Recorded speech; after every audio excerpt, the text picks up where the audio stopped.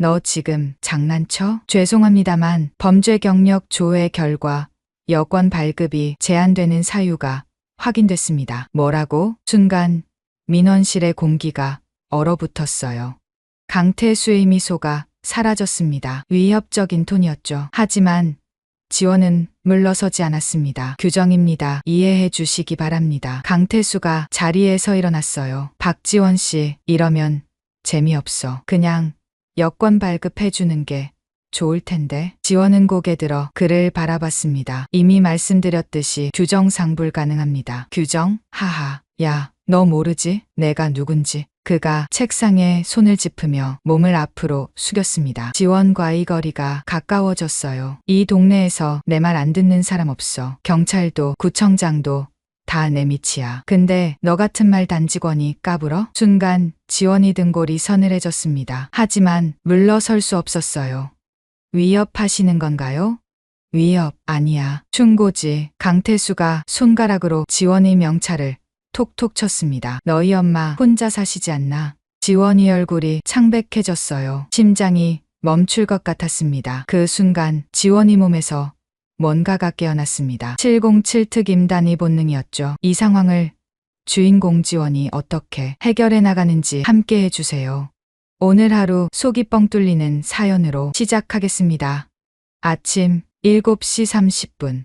분당구청 앞 광장에는 벌써 출근하는 직원들의 발걸음이 분주했습니다. 11월의 차가운 공기가 코끝을 스쳤어요. 지원은 검은색 롱패딩을 여미며 청사 입구로 걸어갔습니다. 평범한 공무원의 하루가 시작되는 순간이었죠. 지원 씨, 오늘도 일찍 나왔네요. 경비 아저씨가 웃으며 인사했습니다. 지원은 작게 고개를 숙였어요. 네, 안녕하세요. 짧고 간결한 대답.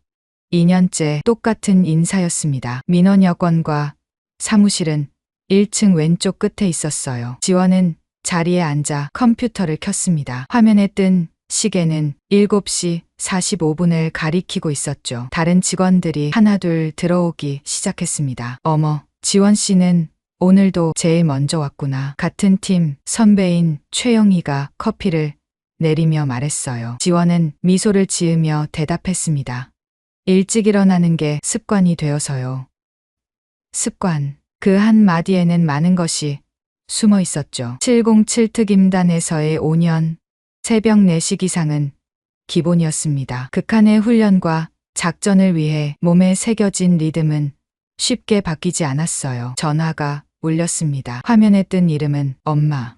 지원아, 아침 먹었니? 정숙의 목소리에는 늘 걱정이 묻어났습니다. 네, 엄마, 토스트 먹고 나왔어요.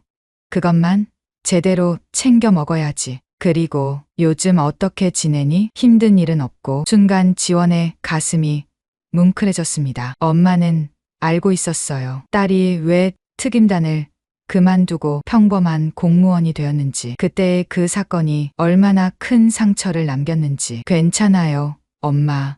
여기 일도 잘 맞고 동료들도 좋은 사람들이에요. 그래, 그럼 됐다. 너무 무리하지 말고. 전화를 끊고 나자 사무실이 어느새 북적였습니다. 9시가 되자 민원인들이 들어오기 시작했어요. 여권 발급, 갱신, 각종 증명서 발급.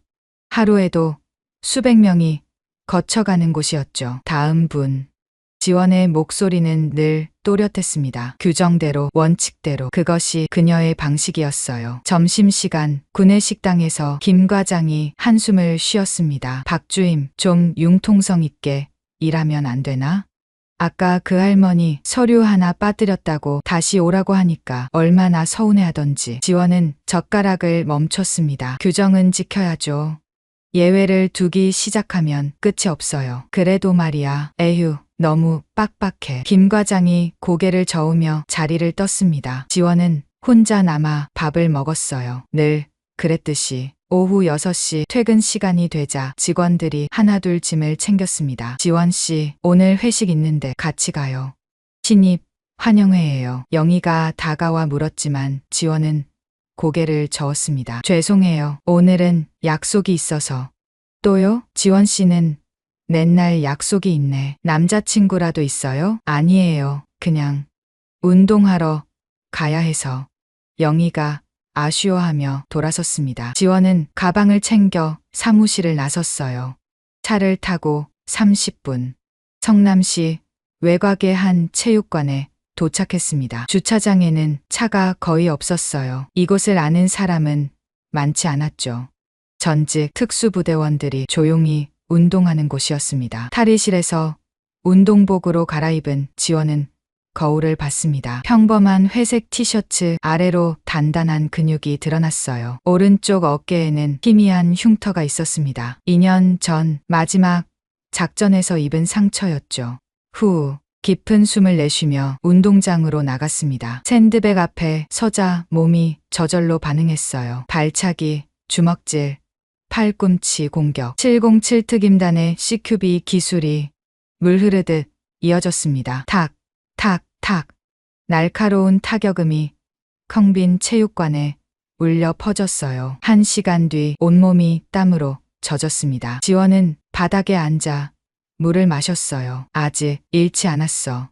몸에 새겨진 기술과 본능, 그것만은 여전히 살아있었습니다. 집으로 돌아온 시간은 밤 9시. 작은 원룸 아파트는 조용했어요. 샤워를 마치고 나온 지원은 책상 서랍을 열었습니다. 가장 아래 칸 두꺼운 봉투 속에는 과거가 잠들어 있었죠. 707 특임단, 베레모를 쓴 젊은 여성, 훈련 중인 모습, 동료들과 찍은 사진, 그리고 빛바랜 훈장들, 용감한 전사상, 특수작전 공로, 훈장.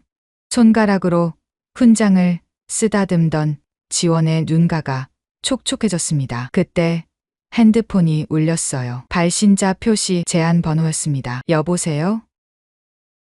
지원이냐? 낮고 굵은 남자 목소리. 순간 지원의 몸이 굳어졌어요. 민수, 오빠, 오랜만이다. 잘 지내고 있지? 한민수, 707 특임단 시절 선배이자 가장 믿었던 동료였습니다. 예, 오빠는요?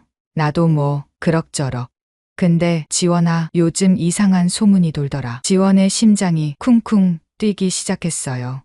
무슨 소문이요? 성남 쪽 조직들이 뭔가 큰 건을 준비한다는데 혹시 구청에서 이상한 일 없었어? 아니요, 별일 없어요. 왜요? 그냥 조심해. 너도 알잖아. 우리가 과거에 했던 일들. 원한품은 놈들이 있을 수도 있어. 전화가 끊어졌습니다. 지원은 창밖을 바라봤어요. 평화로운 분당의 야경이 펼쳐져 있었죠. 하지만 그녀는 알고 있었습니다. 평화로운 일상 뒤에는 언제나 어둠이 도사리고 있다는 것을. 서랍 속 사진을 다시 넣으며 지원은 중얼거렸어요. 이제는 평범하게 살고 싶어. 그러나 운명은 그녀에게 평범함을 허락하지 않을 것 같았습니다. 다음 날 아침도 여느 때와 같았어요. 7시 30분 출근, 컴퓨터 전원, 서류 정리. 그런데 오전 10시쯤 한 남자가 민원실로 들어왔습니다. 깔끔한 정장, 고급 시계, 자신감 넘치는 걸음걸이. 지원은 직감적으로 느꼈어요. 이 남자가 평범한 민원인이 아니라는 것을. 안녕하세요. 무엇을 도와드릴까요? 지원이 묻자 남자가 미소를 지었습니다. 차가운 미소였어요. 여권 발급하러 왔습니다. 급한 해외 출장이 있어서요. 평범한 대답. 하지만 지원의 등골에는 식은땀이 흘렀습니다. 이 남자의 눈빛. 707 특임단 시절 수많은 작전에서 마주했던 그런 눈빛이었어요. 사냥꾼의 눈. 네, 신분증과 서류 확인하겠습니다. 지원이 손을 내밀자 남자가 지갑을 꺼냈습니다. 그 순간 재킷 안쪽에서 뭔가 번쩍였어요. 금속성 물체. 지원의 온몸에 전류가 흐르는 듯했습니다. 설마. 하지만 겉으로는 아무 일 없다는 듯 서류를 받았어요. 강태수 씨. 네, 확인하겠습니다. 컴퓨터에 이름을 입력하는 지원의 손가락이 미세하게 떨렸습니다. 화면에 뜬 결과를 보고 그녀의 심장이 멈출 듯했어요. 범죄 경력 조회, 다수 전과 보유, 폭력, 공갈, 협박. 어떻게 되셨나요? 강태수가 물었습니다. 목소리에는 압박감이 서려 있었어요. 지원은 심호흡을 했습니다. 원칙대로 해야 했어요. 아니, 원칙대로 할 수밖에 없었습니다. 죄송합니다만 범죄 경력 조회 결과 여권 발급이 제한되는 사유가 확인됐습니다. 순간 민원실의 공기가 얼어붙었어요. 강태수의 미소가 사라졌습니다. 그의 눈이 차갑게 빛났죠. 뭐라고요? 규정상 발급이 불가능합니다. 다른 방법을. 야. 강태수가 지원의 말을 잘랐습니다. 너 지금 나한테 장난치는 거야? 목소리가 낮아졌어요. 위협적인 톤이었죠. 하지만 지원은 물러서지 않았습니다. 규정입니다. 이해해 주시기 바랍니다. 강태수가 자리에서 일어났어요. 그의 뒤에서 두 명의 남자가 다가왔습니다. 이름이 뭐야? 박지원입니다. 박지원. 좋아. 기억해 둘게. 그들이 나간 뒤 지원은 책상 아래에서 떨리는 손을 꽉 쥐었습니다. 시작됐어요. 평범한 일상의 끝이. 그리고 그녀가 그토록 피하고 싶었던 과거와의 재회가. 강태수가 나간 뒤 30분이 지났지만 지원의 심장은 여전히 빠르게 뛰고 있었어요. 커피잔을 들어올리는 손이 미세하게 떨렸습니다. 뜨거운 액체가 목구멍을 타고 내려갔지만 가슴 속 불안은 가시지 않았죠. 괜찮아. 원칙대로 했을 뿐이야. 스스로에게 되뇌었습니다. 하지만 707 특임단에서 배운 본능이 경고음을 울리고 있었어요. 위험이 다가오고 있다고. 오후 3시 민원실 문이 거칠게 열렸습니다. 강태수가 다시 나타났어요. 이번에는 혼자가 아니었죠. 뒤에 서 있는 두 명의 남자들. 덩치도 크고 눈빛도 사나웠습니다. 다른 직원들의 시선이 그들에게 쏠렸어요. 공기가 무거워졌죠. 박지원 씨. 강태수가 지원의 이름을 불렀습니다. 목소리에는 조롱이 섞여 있었어요. 다시 생각해 봤는데 내 여권 발급해 주는 게 어때? 지원은 고개를 들어 그를 바라봤습니다. 이미 말씀드렸듯이 규정상 불가능합니다. 규정? 하하. 강태수가 비웃듯 웃었어요. 그의 부하들도 따라 웃었죠. 야, 너 진짜 모르는 거야? 내가 누군지. 그가 책상에 손을 짚으며 몸을 앞으로 숙였습니다. 지원과의 거리가 가까워졌어요. 이 동네에서 내 말 안 듣는 사람 없어. 경찰도, 구청장도 다 내 밑이야. 근데 너 같은 말단 직원이 까불어? 순간 지원의 등골이 서늘해졌습니다. 하지만 물러설 수 없었어요. 아니, 물러서지 않기로 했죠. 위협하시는 건가요? 위협. 아니야. 충고지. 강태수가 손가락으로 지원의 명찰을 톡톡 쳤습니다. 너희 엄마 이정숙 씨던가? 68살이시고 은평구에 혼자 사신다며? 지원의 얼굴이 창백해졌어요. 심장이 멈출 것 같았습니다. 어떻게? 내가 모르는 게 없다니까. 그러니까 현명하게 처신해. 알았어? 강태수 일행이 나가고 난 뒤 지원은 화장실로 뛰어갔습니다. 세면대에 찬물을 틀고 얼굴을 씻었어요. 거울 속 자신의 모습이 낯설게 느껴졌죠. 엄마를 건드렸어. 분노가 치밀어 올랐습니다. 707 특임단 시절 어떤 위협에도 굴복하지 않았던 그녀였어요. 하지만 가족이 위험에 처하자 모든 것이 달라졌죠. 핸드폰을 꺼내 어머니에게 전화를 걸었습니다. 엄마, 나야. 어머, 지원아. 무슨 일이야? 목소리가 왜 그래? 아니야. 그냥 엄마 목소리 듣고 싶어서. 별일 없지? 당연하지. 왜 그래? 무슨 일 있어? 지원은 눈을 감았어요. 아니야. 엄마, 오늘 일찍 들어가. 그리고 문단속 잘하고. 갑자기 왜 이래? 너 정말 괜찮은 거야? 응, 괜찮아. 사랑해. 엄마. 전화를 끊고 나서 지원은 깊은 숨을 들이쉬었습니다. 무엇을 해야 할지 알고 있었어요. 하지만 그것은 2년 전에 묻어둔 자신을 다시 꺼내는 일이었죠. 다음 날 아침, 평소보다 30분 일찍 출근한 지원은 민원실을 둘러봤습니다. CCTV 위치, 비상구, 책상 배치. 707 특임단의 습관대로 모든 것을 확인했어요. 오늘 뭔가 일어날 거야. 직감이 그렇게 말하고 있었습니다.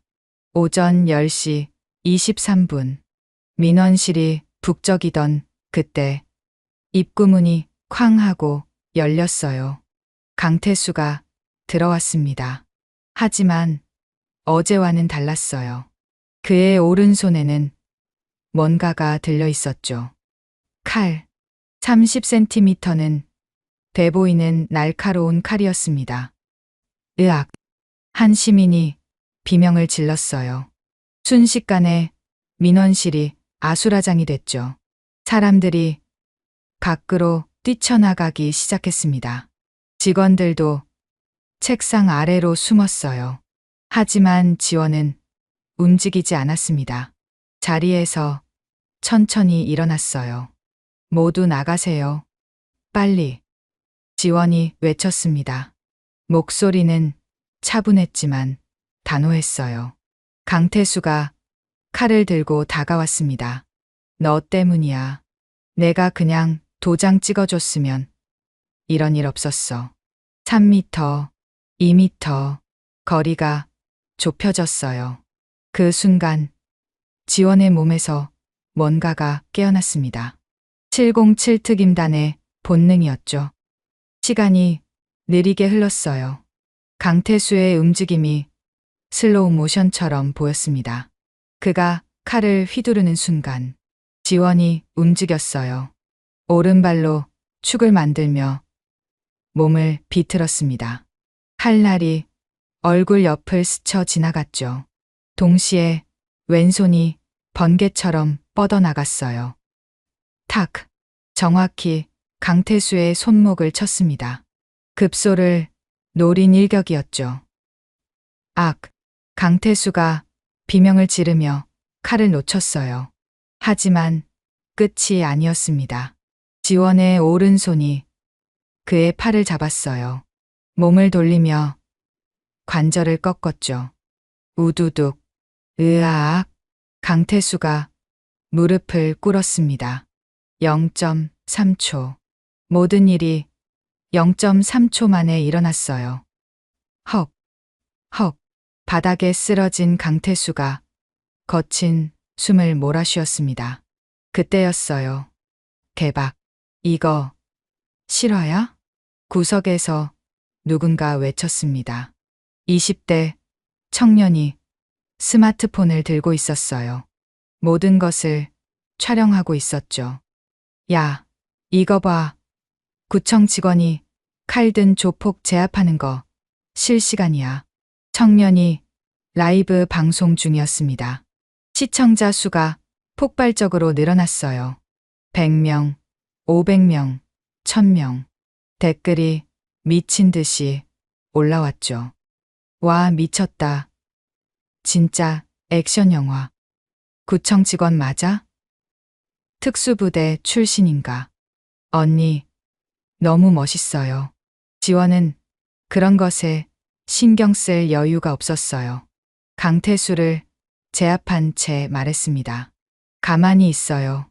경찰이 올 때까지. 하지만 강태수는 웃고 있었어요. 섬뜩한 웃음이었죠. 큰일 났어. 우리 조직이 가만히 있을 것 같아? 그 순간 사이렌 소리가 들렸습니다. 경찰이 도착했어요. 무기 버리고 손들어 경찰관들이 들어왔습니다. 상황을 파악한 그들이 강태수에게 수갑을 채웠어요. 박지원 씨죠? 괜찮으세요? 젊은 경찰관이 물었습니다. 지원은 고개를 끄덕였어요. 하지만 다리가 후들거렸죠. 아드레날린이 빠져나가자 현실이 밀려왔습니다. 내가 뭘 한 거지? 2년 동안 숨겨왔던 정체가 드러난 것이었어요. 저기, 혹시 특수부대 출신이세요? 경찰관이 조심스럽게 물었습니다. 지원은 대답하지 않았어요. 강태수가 연행되면서 마지막으로 한 마디를 남겼습니다. 너 각오해라. 이제 시작이야. 차가운 협박이었어요. 민원실은 텅 비었습니다. 지원은 자리에 앉아 떨리는 손을 내려다봤어요. 핸드폰이 울렸습니다. 민수였죠. 야, 너 지금 인터넷 난리 났어. 영상 봤어? 무슨, 내가 조폭 제압하는 영상이 실시간 일이야. 조회수가 100만 넘었어. 지원의 가슴이 철렁했습니다. 이제 숨을 수 없었어요. 평범한 삶은 끝났습니다. 창밖을 보니 구청 앞에 기자들이 모여들고 있었어요. 깊은 한숨이 나왔습니다. 하지만 후회는 없었어요. 원칙을 지켰고 시민을 보호했으니까요. 그것이 공무원의 의무였고 전사의 본능이었습니다. 저녁 무렵 김 과장이 다가왔어요. 박주임, 미안해. 내가 융통성 없다고 그랬는데. 내가 옳았어. 아니에요, 과장님. 집에 가서 쉬어. 며칠 휴가 내도 돼. 하지만 지원은 고개를 저었습니다. 괜찮아요. 내일도 정상 출근할게요.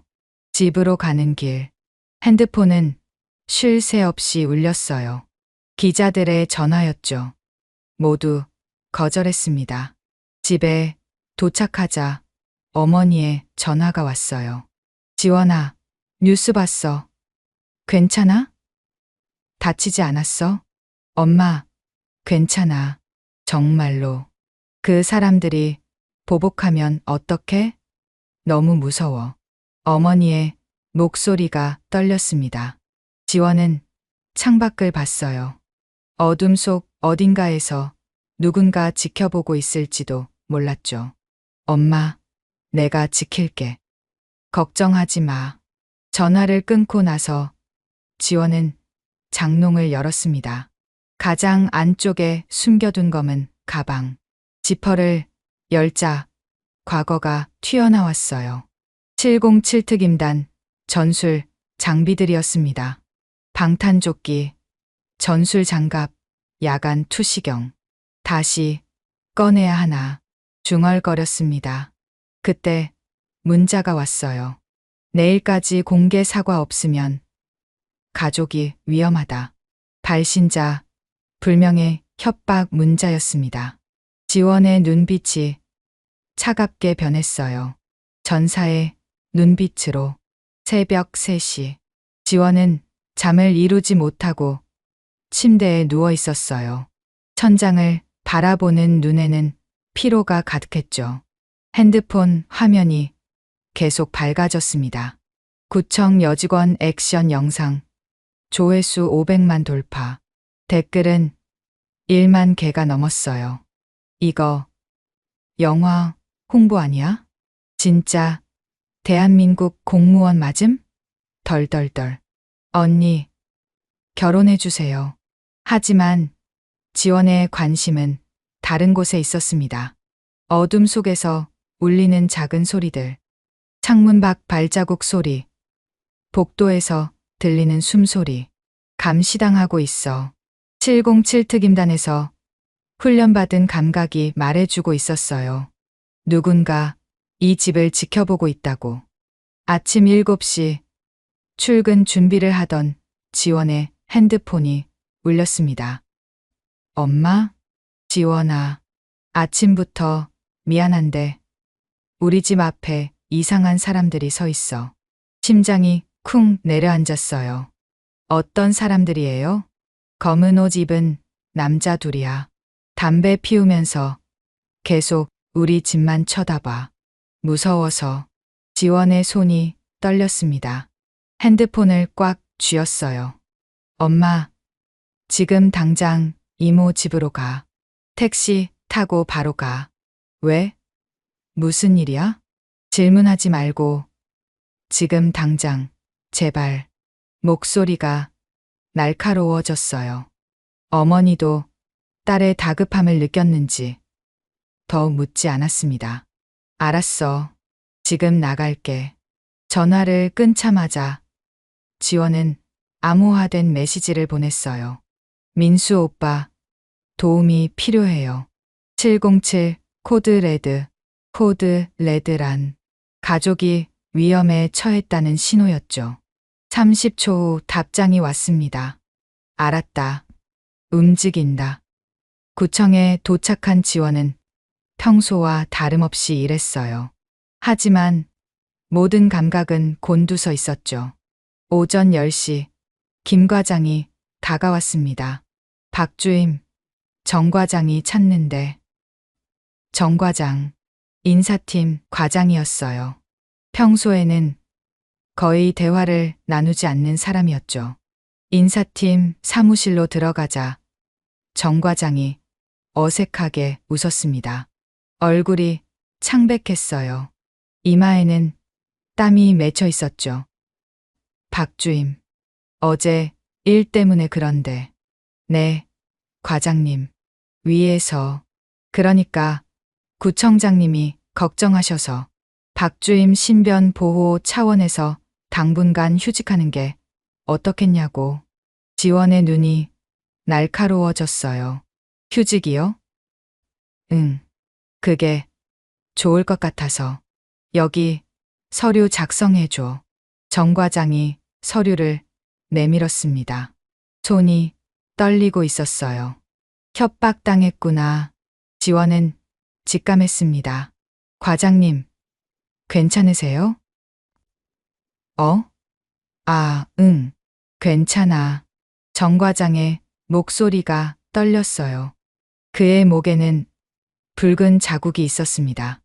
누군가 목을 조른 흔적이었죠. 과장님, 혹시. 됐어. 그냥 서류 놨어. 정 과장이 소리쳤습니다. 겁에 질린 눈이었어요. 지원은 서류를 받아들었습니다. 죄송해요, 과장님. 휴직은 안 할 거예요. 뭐? 야, 너. 과장님도 조심하세요. 그 사람들 약속 안 지킬 거예요. 지원이 나가자 정 과장은 책상에 주저앉았습니다. 핸드폰이 울렸어요. 했습니다. 근데 거절했어요. 네. 아니, 그게 죄송합니다. 목소리가 점점 작아졌죠. 한편 성남시 외곽의 한 사무실. 담배 연기가 자욱한 방 안에 중년 남자가 앉아 있었어요. 최전무. 강태수가 속한 조직의 2인자였죠. 그년 신상 다 털었어? 네, 전무님. 주소, 가족관계, 통장 내역까지 다 확보했습니다. 부하가 서류를 건넸어요. 최 전무가 사진을 들여다봤습니다. 707 특임단 출신. 그래서 그렇게 날렵했구만. 어떻게 하시겠습니까? 당연히 본때를 보여줘야지. 우리 조직 무시하면 어떻게 되는지. 최 전무가 담배를 비볐어요. 오늘 밤에 움직여. 엄마부터. 점심시간 지원은 구내식당에 가지 않았어요. 옥상으로 올라갔죠. 차가운 바람이 얼굴을 스쳤습니다. 핸드폰을 꺼내 어머니에게 전화했어요. 엄마, 이모 집 도착했어? 응, 도착했어. 근데 언제까지 있어야 해? 조금만 참아주세요. 지원아, 도대체 무슨 일이야? 엄마한테는 말해줘. 지원의 목이 메었어요. 엄마, 미안해요. 다 제 잘못이에요. 무슨 소리야? 너는 잘못한 게 없어. 나쁜 사람 혼내준 거잖아. 어머니의 따뜻한 목소리에 눈물이 났습니다. 엄마 때문에 이런 일이. 바보야. 엄마는 내가 자랑스러워. 옳은 일 했잖아. 전화를 끊고 나서 지원은 하늘을 올려다봤어요. 구름 한 점 없는 맑은 하늘이었죠. 하지만 폭풍이 다가오고 있었습니다. 오후 3시 지원의 핸드폰에 사진이 전송됐어요. 어머니가 이모 집에서 나오는 모습이었습니다. 뒤에는 검은 차가 따라가고 있었죠. 젠장. 지원이 급히 전화를 걸었지만 어머니는 받지 않았어요. 그때 또 다른 메시지가 왔습니다. 오늘 밤 10시 분당중앙공원. 혼자 와라. 공개 사과하고 무릎 꿇어라. 안 그러면. 뒤이어 동영상이 왔어요. 어머니가 검은 차에 타는 모습이었습니다. 지원의 온몸에 전율이 흘렀어요. 분노와 공포가 뒤섞였죠. 엄마, 더 이상 참을 수 없었습니다. 지원은 자리에서 일어났어요. 박주임, 어디가? 동료가 물었지만 대답하지 않았습니다. 화장실에 들어가 거울을 봤어요. 창백한 얼굴, 떨리는 입술. 하지만 눈빛만은 불타고 있었죠. 이제 숨지 않아. 핸드폰을 꺼내 민수에게 전화했습니다. 오빠, 엄마가 납치됐어요. 뭐, 언제? 30분 전이에요. 오늘 밤 10시 분당중앙공원으로 오래요. 혼자 가면 안 돼. 함정이야. 알아요. 하지만 기다려. 내가 준비할게. 너 아직 장비 갖고 있지? 지원이 고개를 끄덕였어요. 707은 혼자 움직이지 않아. 기억하지? 민수의 말에 지원의 마음이 조금 진정됐습니다. 고마워요, 오빠. 8시에 너희 집 앞에서 만나자. 그리고 옛날처럼 하는 거다. 전화를 끊고 나서 지원은 주먹을 꽉 쥐었어요. 퇴근 시간이 되자 지원은 곧장 집으로 향했습니다. 미행하는 차들이 뒤를 따랐지만 신경 쓰지 않았어요. 이제는 숨을 필요가 없었으니까요. 집에 도착한 지원은 장롱을 열었습니다. 검은 가방에서 장비를 하나씩 꺼냈어요. 방탄조끼, 전술 장갑, 무릎 보호대, 그리고 오랜만이네. 707 특임단 베레모를 쓴 거울 속 자신을 봤습니다. 2년 전에 전사가 돌아왔어요. 밤 8시 현관벨이 울렸습니다. 나야. 민수의 목소리였어요. 문을 열자 검은 전술복을 입은 민수가 서 있었습니다. 역시 그대로구나. 민수가 씩 웃었어요. 오빠도요. 준비됐어? 지원이 고개를 끄덕였습니다. 그런데 오빠, 어떻게? 방송 장비 준비했어.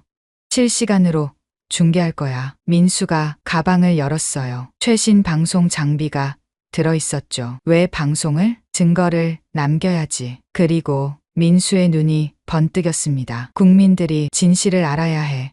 조폭들이 얼마나 겁쟁이인지. 밤 9시 30분. 두 사람은 중앙공원 근처에 도착했어요. 공원은 어둠에 쌓여 있었습니다. 열화상 카메라로 확인했어. 15명이야. 민수가 속삭였어요. 엄마는 공원 중앙 정자에 있어. 무사해. 지원의 가슴이 뛰었습니다. 작전은 옛날 그대로. 너는 정면, 나는 후방. 섬광탄 3개씩. 두 사람이 주먹을 마주쳤어요. 특임단의 명예를 걸고 밤 10시 정각. 지원이 공원 입구에 나타났습니다. 혼자였어요. 왔구나. 어둠 속에서 최 전무가 나타났습니다. 뒤에는 부하들이 서 있었죠. 우리 태수 때문에 고생 좀 했지. 엄마, 어디 있어요? 급하긴. 먼저 무릎부터 꿇어. 최 전무가 비웃었어요. 그 순간. 안녕하세요, 국민 여러분. 갑자기 큰 목소리가 울려 퍼졌습니다. 민수였어요. 지금부터 부패 조직 소탕 작전을 생중계합니다. 스마트폰 불빛이 어둠을 밝혔죠. 실시간 시청자 수가 폭발적으로 늘어났습니다. 뭐야, 이거. 최 전무가 당황했어요. 바로 그때였습니다. 펑, 펑, 펑. 섬광탄이 터졌어요. 작전이 시작됐습니다. 섬광탄의 강렬한 빛이 어둠을 찢어버렸습니다. 으악, 내 눈. 조직원들이 비명을 질렀어요. 순간적으로 시야를 잃은 그들이 비틀거렸죠. 지원은 야간 투시경을 쓴 채 빠르게 움직였습니다. 첫 번째 목표는 최 전무 옆의 경호원이었어요. 정확한 타격이 목 옆을 강타했습니다. 경호원이 쓰러졌죠. 뭐야, 어디 있어? 최 전무가 허공에 주먹을 휘둘렀어요. 그 순간 민수의 목소리가 스피커를 통해 울려 퍼졌습니다. 시청자 여러분, 보고 계십니까? 지금 조직 폭력배들이 우왕좌왕하고 있습니다. 실시간 시청자 수 50만 명. 댓글이 폭발했어요. 와, 이게 실시간이라고? 707 특임단 실력 미쳤다. 조폭들 대털리네. 크크크. 지원은 감정을 억눌렀습니다. 엄마를 구하는 게 먼저였어요. 정자를 향해 달렸습니다. 하지만 시야를 회복한 조직원 둘이 막아섰죠. 여기 있다. 그들이 몽둥이를 휘둘렀어요. 지원은 몸을 낮춰 피했습니다. 동시에 다리를 쓸어 한 명을 넘어뜨렸죠. 쿵. 남은 한 명이 위에서 내리쳤지만 지원은 팔로 막으며 몸을 돌렸어요. 팔꿈치가 그의 옆구리를 파고들었습니다. 컥. 조직원이 무릎을 꿇었어요. 그때 뒤에서 인기척이 느껴졌습니다. 3명 더. 지원이 몸을 돌리는 순간 탕, 탕. 민수가 고무탄을 쐈어요. 정확히 조직원들의 다리를 맞췄죠. 아악, 그들이 쓰러졌습니다. 고마워. 지원이 외치며 정자로 뛰어갔어요. 그곳에는 정숙이 의자에 묶여 있었습니다. 입에는 테이프가 붙어 있었죠. 엄마. 지원의 목소리가 떨렸어요. 재빨리 밧줄을 풀었습니다. 손이 떨렸지만 훈련받은 대로 침착하게 움직였죠. 테이프를 떼자 정숙이 신음했어요. 괜찮아요? 다친 데는 없어요? 지원아. 어머니의 눈에 눈물이 맺혔습니다. 순간 지원의 가슴이 미어졌어요. 나 때문에, 다 나 때문에. 하지만 지금은 슬퍼할 때가 아니었습니다. 엄마, 제 뒤에 숨어 있어요. 그때 최 전무의 목소리가 들렸어요. 거기서 한 발자국만 더 움직이면 쏜다. 그의 손에는 권총이 들려 있었습니다. 지원의 온몸이 굳어졌어요. 총구가 자신을 향하고 있었죠. 특임단 출신이라더니 가족 앞에서는 그냥 여자네. 최 전무가 비웃었습니다. 하지만 그 순간 전무님 뒤 부하의 외침과 동시에 민수가 나타났어요. 휙 던진 섬광탄이 최 전무 발밑에서 터졌습니다. 악, 틈을 놓치지 않고 지원이 움직였어요. 낮은 자세로 돌진해 최 전무의 손목을 쳤습니다. 탕, 총알이 하늘로 날아갔어요. 이어진 무릎 차기가 최 전무의 복부를 강타했죠. 컥, 최 전무가 쓰러졌습니다. 그 순간 실시간 방송 화면이 떨렸어요. 우와, 보셨습니까? 여러분, 이게 바로 대한민국 특수부대의 힘입니다. 민수의 흥분된 목소리가 울려 퍼졌죠. 시청자 수 100만 명 돌파. 국가가 나서야 하는 거 아님? 경찰은 뭐 하고 있어? 이게 2025년 대한민국 맞아? 하지만 아직 끝이 아니었어요. 야, 다 덤벼. 남은 조직원 10명이 한꺼번에 달려들었습니다. 지원은 어머니를 보호하며 물러났어요. 엄마, 저 나무 뒤로. 정숙이 비틀거리며 나무 뒤로 숨었습니다. 이제 지원은 자유롭게 움직일 수 있었어요. 707 특임단의 진짜 실력을 보여줄 때였죠. 첫 번째로 달려든 조직원의 주먹을 피하며 카운터를 날렸습니다. 턱. 정확한 타격에 그가 나가 떨어졌어요. 두 번째, 세 번째가 동시에 공격했지만 지원은 유연하게 피했습니다. 마치 춤을 추듯 움직였죠. 이런 조직원들이 당황했어요. 그들의 공격은 하나도 맞지 않았습니다. 반면 지원의 반격은 정확했어요. 관절기, 타격, 던지기. 707 특임단에서 배운 모든 기술이 물 흐르듯 이어졌습니다. 시청자 여러분, 실시간으로 10대 1 상황입니다. 민수가 카메라를 들고 가까이 왔어요. 하지만 그도 놀고 있지 않았죠. 한 손으로 촬영하며 다른 손으로는 다가오는 조직원들을 제압했습니다. 5분 후 공원 바닥에는 조직원들이 널브러져 있었어요. 신음 소리만 들릴 뿐이었죠. 지원은 거친 숨을 몰아쉬며 서 있었습니다. 운동복은 흙으로 더러워졌지만 눈빛은 여전히 날카로웠어요. 끝났어. 그때였습니다. 아직 안 끝났어. 쓰러져 있던 강태수가 일어났어요. 병원에서 탈출해 여기까지 온 것이었죠. 그의 손에는 칼이 들려 있었습니다. 하지만 이번엔 달랐어요. 칼끝이 정숙을 향하고 있었죠. 엄마, 지원이 소리쳤습니다. 강태수가 정숙에게 달려들었어요. 시간이 느리게 흘렀습니다. 지원의 다리가 땅을 박찼어요. 전력 질주 5m, 3m, 1m. 칼이 정숙에게 닿기 직전. 지원이 몸을 날렸습니다. 왼팔로 칼을 막았어요. 찢. 날카로운 통증이 팔을 관통했습니다. 피가 흘렀지만 지원은 신경 쓰지 않았어요. 오른손 주먹이 강태수의 얼굴을 정확히 가격했죠. 퍽. 강태수가 뒤로 날아갔습니다. 완전히 의식을 잃었어요. 지원아, 팔이. 정숙이 울부짖었습니다. 지원의 왼팔에서 피가 뚝뚝 떨어지고 있었어요. 하지만 지원은 웃었습니다. 괜찮아요, 엄마. 이제 안전해요. 그 순간 사이렌 소리가 들렸어요. 경찰 특공대가 도착한 것이었죠. 무기 버려, 전원 손들어. 수십 명의 특공대원들이 공원을 포위했습니다. 민수가 카메라를 향해 말했어요. 여러분, 작전 성공입니다. 시민의 힘으로 악을 물리쳤습니다. 시청자 수 200만 명. 역대 최고 기록이었죠. 감동이다, 진짜. 박지원님, 부상 괜찮나요? 이게 진짜 공무원이다. 경찰이 조직원들을 연행하기 시작했어요. 구급차도 도착했죠. 의료진이 지원의 팔을 응급처치했습니다. 깊지는 않아요. 다행히 큰 혈관은 피했네요. 지원은 안도의 한숨을 쉬었어요. 그때 한 경찰관이 다가왔습니다. 박지원 씨죠? 정말 대단하셨습니다. 아니에요. 해야 할 일을 했을 뿐이에요. 경찰관이 경례를 했어요. 자랑스럽습니다. 진짜 전사십니다. 정숙이 지원의 손을 꽉 잡았습니다. 우리 딸, 정말 자랑스러워. 엄마, 드디어 눈물이 났어요. 참고 참았던 눈물이 쏟아졌죠. 민수가 다가와 어깨를 두드렸습니다. 수고했어. 역시 707이야. 세 사람은 서로를 바라보며 웃었어요. 악몽 같은 밤이 끝났습니다. 그리고 새로운 아침이 기다리고 있었죠. 방송은 다음 날까지 화제가 됐어요. 모든 뉴스가 이 사건을 다뤘죠. 구청 직원의 용기, 조직, 폭력 무너뜨리다. 707 특임단 출신 공무원, 가족 지키다.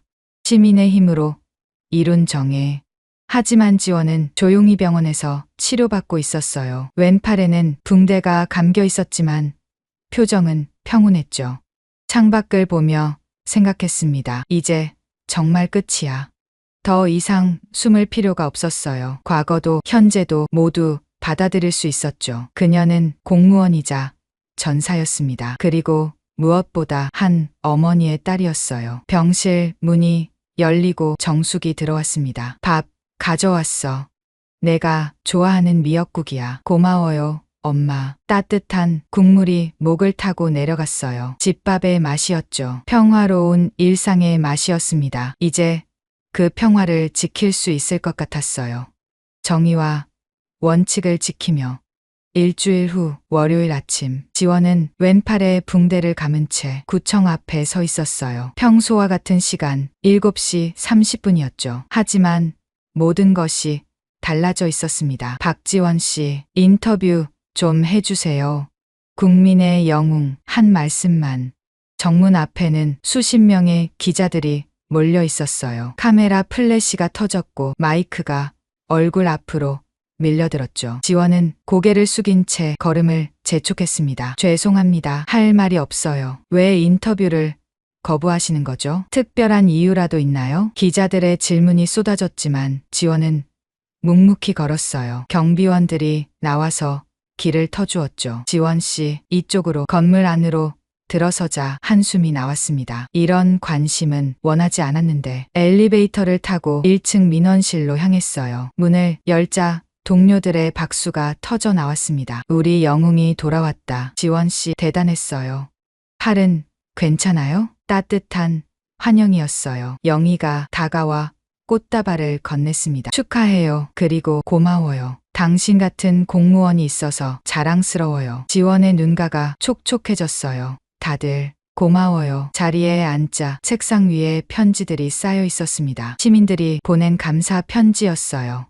덕분에 공무원을 다시 보게 됐습니다. 아이에게 당신 이야기를 들려줬어요. 진짜 영웅이라고. 원칙을 지키는 모습이 멋있었습니다. 한 통 한 통 읽으며 지원은 미소 지었어요. 그때 김 과장이 다가왔습니다. 박주임 구청장님이 부르셔. 구청장실은 최상층에 있었어요. 노크를 하고 들어가자 구청장이 일어나 맞았습니다. 박주임 정말 수고했어요. 50대 후반의 구청장은 진심 어린 표정이었어요. 구청의 명예를 지켜줘서 고마워요. 덕분에 우리 구청이 전국적으로 유명해졌어요. 과분한 말씀이에요. 구청장이 서류를 내밀었습니다. 인사위원회에서 특별 승진을 결정했어요. 그리고 대통령 표창도 나올 예정이고. 지원은 서류를 보고 고개를 저었어요. 감사하지만 사양하겠습니다. 뭐라고요? 구청장이 놀란 표정을 지었습니다. 왜죠? 당연히 받아야 할 포상인데. 지원은 잠시 생각하다가 말했어요. 저는 특별하고 싶지 않아요. 그냥 평범한 공무원으로 일하고 싶습니다. 하지만 공무원의 의무를 다했을 뿐이에요. 그것으로 충분합니다. 구청장이 한숨을 쉬었어요. 하지만 그의 눈에는 존경이 담겨 있었죠. 알겠어요. 당신의 뜻을 존중하겠습니다. 민원실로 돌아온 지원은 평소처럼 일을 시작했어요. 하지만 분위기는 완전히 달라져 있었습니다. 어서 오세요. 무엇을 도와드릴까요? 지원이 인사하자 민원인이 깜짝 놀랐어요. 어머, 혹시 그분이세요? TV에 나온. 아니에요. 그냥 민원 처리해드릴게요. 지원이 미소 지으며 업무를 진행했습니다. 하지만 민원인들의 반응은 모두 비슷했어요. 정말 멋있었어요. 덕분에 힘을 얻었습니다. 우리 동네에 이런 공무원이 있다니. 점심시간 구내식당도 난리였어요. 저기 박지원 씨다. 같이 사진 찍어도 될까요? 사인 좀 해주세요.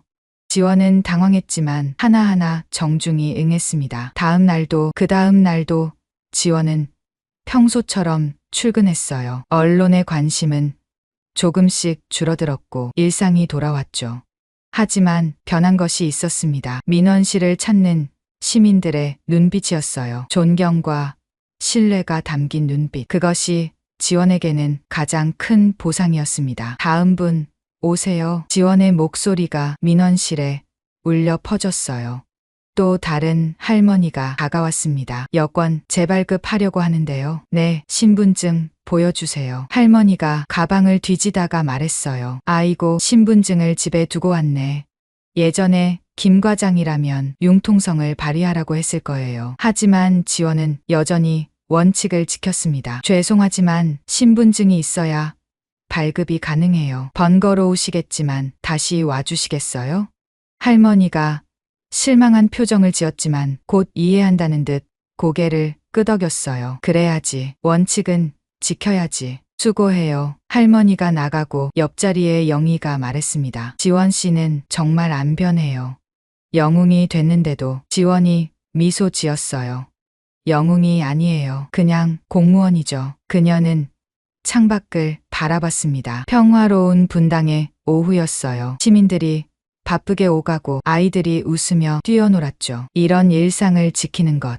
그것이 진정한 공무원의 역할이라고 지원은 믿었습니다. 원칙과 정의를 지키며 압력과 위협 앞에서도 굴복하지 않으며 그것이 박지원이 선택한 길이었고 앞으로도 걸어갈 길이었어요. 민원실의 하루가 저물어가고 있었습니다. 하지만 내일도 지원은 이곳에 있을 거예요. 시민을 위해, 원칙을 위해 평범하지만 특별한 공무원으로서.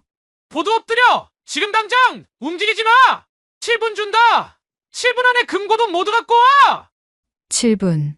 그 시간 안에 돈을 훔치고 인지를 제압하고 떠나야만 했습니다. 총구는 흔들림 없었고 그의 목소리는 섬뜩할 만큼 차가웠죠. 목숨이 이태로운 일촉즉발의 그 순간 한 중년 여성이 용기 내어 일어났습니다. 너 뭐야?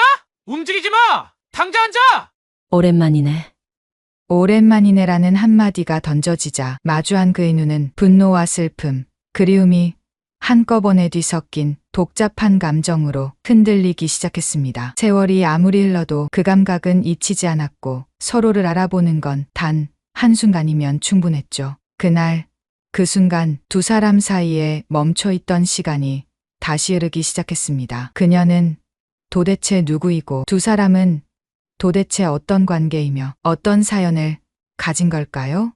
충격과 반전이 있는 이 사연에 끝까지 함께 해주세요. 시작하겠습니다. 가을 바람이 차갑게 불어왔습니다. 하은은 묘비 앞에 무릎을 꿇었어요. 떨리는 손으로 국화꽃을 내려놓았습니다. 이하준. 1970년에서 2004년 차가운 돌에 새겨진 아버지의 이름이 흐릿해 보였어요. 눈물 때문이었죠. 아버지, 5년 만에 왔습니다. 목소리가 갈라졌어요. 하은은 주먹을 꽉 쥐었습니다. 오늘은 아버지가 떠난 지 정확히 20년이 되는 날이었어요. 육군 특수전사령부 부사령관이라는 무거운 직책 때문에 매년 오지 못했죠. 아니, 그건 핑계였습니다. 진짜 이유는 달랐어요. 죄책감이었습니다. 하은은 천천히 일어섰어요. 민간복 차림이 어색했습니다. 평소엔 늘 군복을 입고 있었으니까요. 산 아래로 내려가는 길은 예전 그대로였어요. 경북 영주시 풍기읍. 어린 시절을 보낸 이곳은 시간이 멈춘 것 같았습니다. 발걸음이 무거웠어요. 마을 입구에 들어서자 가슴이 답답해졌습니다. 20년 전 그날도 이렇게 가을이었죠. 14살이던 하은은 학교에서 돌아오는 길이었어요. 그때 들린 총소리, 사람들의 비명, 그리고 안 돼. 하은은 고개를 세차게 흔들었습니다. 과거에 빠져들면 안 됐어요. 풍기 농협이 보였습니다. 순간 다리에 힘이 풀렸어요. 하은은 은행 앞에서 멈춰 섰습니다. 20년이 지났지만 건물은 그대로였어요. 다만 입구에 작은 동판이 하나 더 있었죠. 2004년 10월 23일 이하준 경사 은행 강도를 막다가 순직. 가슴 한 구석이 찢어지는 것 같았습니다. 하은아? 뒤에서 들린 목소리에 하은이 돌아봤어요. 중년 여성이 놀란 표정으로 서 있었습니다. 정임 이모, 박정임 보건소장이었어요. 아버지와 같은 동네에서 자란 분이었죠. 정임은 하은을 꼭 안아주었습니다. 얼마만이니? 장군이 됐다면서?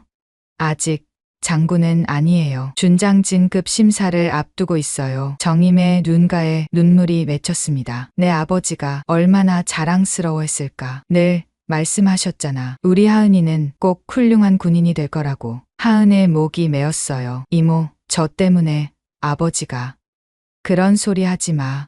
내 아버지는 영웅이야. 내 잘못이 아니라고 몇 번을 말해야 하니? 하지만 하은은 알고 있었습니다. 그날 은행에 있던 사람 중 유일하게 어린이였던 자신을, 강도가 자신을 인질로 잡으려 했을 때 아버지가 뛰어들었다는 것을. 이모, 저 은행에 잠깐 들를게요. 고향에 온 김에 동생 학비 보내려고요. 그래, 잘 다녀와. 은행 문을 밀고 들어가자 특유의 서늘한 공기가 느껴졌어요. 하은은 번호표를 뽑고 의자에 앉았습니다. 똑같았어요. 창구 위치도, 의자 배열도, 심지어 바닥에 대리석 무늬까지. 순간 20년 전 그날이 겹쳐 보였습니다. 쾅! 모두 엎드려 귓가에 울리는 환청. 하은은 눈을 꽉 감았어요. 심장이 미친 듯이 뛰었습니다. 아빠, 어린 자신의 비명소리가 들렸어요. 복면을 쓴 강도가 자신의 팔을 잡아 끌 때 아버지가 달려들었죠. 경찰이었던 아버지는 비번이었지만 주저하지 않았어요.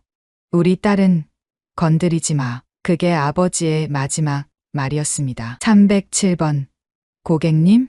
하은은 화들짝 놀라 눈을 떴어요. 창구 직원이 부르고 있었습니다. 떨리는 다리로 일어섰어요. 이마에 식은땀이 흘렀죠. 동생 이름으로 송금 좀 하려고요. 네, 신분증 보여주세요. 하은은 지갑을 꺼냈습니다. 그때 지갑 속 사진이 보였어요. 특수부대 707 시절 부하들과 찍은 사진이었죠. 모두들 밝게 웃고 있었습니다. 나는 아버지와 다른 길을 걸었어. 하은은 스스로에게 말했어요.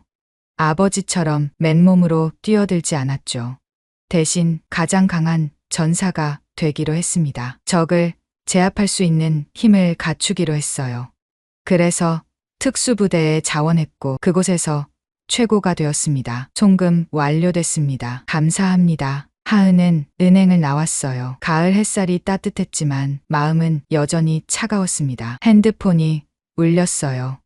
여보세요? 부사령관님, 긴급 상황입니다. 전역한 특수부대 요원이 범죄에 연루됐다는 첩보가 들어왔습니다. 부관의 목소리였어요. 하은의 표정이 굳어졌습니다. 누구입니까? 3년 전 전역한 최준혁 중사입니다. 707 출신이고요. 순간 하은의 눈이 커졌어요. 최준혁. 자신이 중2 시절 직접 훈련시킨 부하였습니다. 성실하고 능력 있는 요원이었죠. 무슨 일입니까? 전역 후 세운 보안업체가 사기를 당했답니다. 동업자가 돈을 모두 빼돌려 도망갔고 빚더미에 앉았다고 합니다. 그런데 부관이 말을 멈췄어요. 말하세요. 내일 오후 서울의 한 은행을 털 계획이라는 첩보가 있습니다. 확인되지 않은 정보지만 하은의 손에서 핸드폰이 미끄러질 뻔했어요. 은행 강도라니 20년 전 아버지를 앗아간 그 범죄를 자신이 키운 부하가 저지른다니요. 가슴이 무너져 내렸습니다. 알겠습니다. 곧 복귀하겠습니다. 전화를 끄는 하은은 다시 은행을 돌아봤어요. 아버지의 목소리가 들리는 것 같았습니다. 하은아, 때로는 힘보다 마음이 더 강한 법이란다. 하은은 주먹을 꽉 쥐었어요. 이번엔 달랐습니다. 이번엔 막을 수 있었어요. 아니, 막아야만 했죠. 최준혁을 구해야 했습니다. 그가 가려는 길이 얼마나 어두운지 하은은 누구보다 잘 알았으니까요. 아버지를 잃은 그날부터 20년 동안 하은은 그 어둠 속에서 살아왔으니까요. 준혁아, 하은은 낮게 중얼거렸어요. 바람이 다시 불었습니다. 이번엔 차갑지 않았어요. 오히려 따뜻했죠. 마치 아버지가 어깨를 두드려주는 것 같았습니다. 하은은 걸음을 옮겼어요. 서울로 돌아가야 했습니다. 한때 자신의 부하였던 전사를 구하러. 그리고 20년 전 끝내지 못한 이야기를 마무리하러. 이번엔 누구도 죽지 않을 거예요. 약속이었습니다. 서울의 오후 2시 하은은 민간복 차림으로 거리를 걸었습니다. 어제 고향에서 돌아온 뒤로 잠을 제대로 못 잤어요. 최준혁의 얼굴이 계속 떠올랐죠. 정보부에서 받은 첩보는 명확했습니다. 오늘 오후 3시 강남구의 한 은행. 하은은 시계를 봤어요. 2시 30분이었습니다. 아직 늦지 않았어. 하은은 발걸음을 빨리 했어요. 은행이 보였습니다. 평범한 오후의 풍경이었어요. 사람들이 여유롭게 드나들고 있었죠. 아무도 곧 일어날 일을 모르고 있었습니다. 하은은 건너편 카페로 들어갔어요. 창가 자리에 앉아 은행을 지켜봤습니다. 커피를 시켰지만 한 모금도 마시지 못했어요. 손이 떨렸습니다. 제발 오지 마라. 마음속으로 빌었어요. 최준혁이 마음을 바꾸길, 이 미친 계획을 포기하길 간절히 바랐습니다. 2시 50분. 검은 후드를 입은 남자가 나타났어요. 하은의 심장이 멈춘 것 같았습니다. 걸음걸이만 봐도 알 수 있었어요. 특수부대 특유의 균형 잡힌 보폭. 시선을 분산시키는 자연스러운 머리 움직임. 최준혁이었습니다. 그는 잠시 은행 앞에서 멈췄어요. 주변을 살피는 듯했죠. 하은은 숨을 죽였습니다. 준혁의 어깨가 올라갔다가 내려갔어요. 심호흡을 하는 거였죠. 그리고는 은행 문을 밀고 들어갔습니다. 안 돼. 하은은 자리에서 벌떡 일어났어요. 하지만 곧 주저앉았습니다. 지금 뛰어들면 상황이 더 악화될 수 있었어요. 특수부대원의 예측 불가능한 반응은 위험했으니까요. 3시 정각. 은행 안에서 비명소리가 들렸습니다. 하은은 카페를 뛰쳐나갔어요. 은행으로 달려가다가 유리문 너머로 보이는 광경에 얼어붙었습니다. 준혁이 권총을 들고 있었어요. 모두 엎드려 지금 당장. 날카로운 외침이 유리문을 뚫고 나왔습니다. 사람들이 비명을 지르며 바닥에 엎드렸어요. 하은의 머릿속이 하얘졌습니다. 20년 전과 똑같았어요. 그때도 이랬습니다. 강도가 소리를 지르고 사람들이 겁에 질려 엎드렸죠. 어린 하은도 그 중 하나였고요. 아니야. 이번엔 달라. 하은은 정신을 차렸어요. 지금의 자신은 그때와 달랐습니다. 무력한 아이가 아니라 훈련받은 전사였어요. 조심스럽게 은행으로 다가갔습니다. 준혁이 문을 잠그는 게 보였어요. 체계적인 움직임이었죠. 출입구 확보, 시야 차단, 퇴로 계산, 모든 게 교범대로였습니다. 하은은 옆문으로 돌았어요. 직원 출입구가 있을 거였죠. 역시나 있었지만 안에서 잠겨 있었습니다. 창문으로 안을 들여다봤어요. 준혁이 은행 중앙에 서 있었습니다. 후드는 여전히 깊게 눌러쓰고 있었지만 턱선이 보였어요. 깎아지른 듯한 턱. 한때 하은이 최고의 전사라고 칭찬했던 그 부하가 맞았습니다. 7분이다. 7분 안에 금고의 돈을 모두 가져와. 준혁의 목소리가 들렸어요. 떨림이 없었습니다. 차갑고 정확했죠. 하은은 입술을 깨물었어요. 7분. 특수부대의 기본 작전 시간이었습니다. 경찰이 도착하기 전에 임무를 완수하는 최적의 시간이었죠. 준혁은 그걸 정확히 알고 있었어요. 어떻게 해야 하지? 하은의 머릿속이 빠르게 돌아갔습니다. 정면 돌파는 위험했어요. 준혁의 실력을 알기에 더욱 그랬죠. 인질이 다칠 수 있었습니다. 그때였어요. 제발 심장약을. 늙은 목소리가 들렸습니다. 하은이 다시 창문으로 봤어요. 백발의 노인이 가슴을 움켜쥐고 있었습니다. 얼굴이 창백했어요. 옆에 있던 젊은 여자가 울먹였죠. 할아버지가 심장이 안 좋으세요. 약을 드셔야 해요. 준혁이 돌아봤습니다. 움직이지 마. 제발요. 죽을 것 같다고요. 여자가 소리쳤어요. 준혁이 잠시 망설이는 게 보였습니다. 하은은 결심했어요. 지금이었습니다. 하은은 정문으로 돌아갔어요. 문을 두드렸습니다. 저 안에 있는 사람입니다. 의사예요. 환자를 도와야 해요. 거짓말이었지만 어쩔 수 없었어요. 준혁이 문 쪽을 봤습니다. 총구는 여전히 사람들을 향하고 있었죠. 누구냐? 의사입니다. 밖에서 상황을 봤어요. 제가 들어가서 도와야 해요. 긴 침묵이 흘렀습니다. 하은의 손바닥에 땀이 배었어요. 준혁이 자신을 알아볼까봐 걱정됐습니다. 3년이 지났지만 특수부대원의 기억력은 뛰어났으니까요. 문이 조금 열렸어요. 천천히 들어와. 손은 머리 위로. 하은은 지시대로 했습니다. 고개를 숙이고 천천히 들어갔어요. 은행 안은 공포로 가득했습니다. 사람들이 바닥에 엎드려 몸을 떨고 있었어요. 어린아이의 울음소리도 들렸죠. 하은의 가슴이 조여왔습니다. 20년 전 자신도 저랬어요. 바닥에 엎드려 무서워 떨었죠. 그때 아버지가 없었다면 빨리 움직여. 준혁의 고함에 하은이 정신을 차렸어요. 노인에게 다가갔습니다. 괜찮으세요?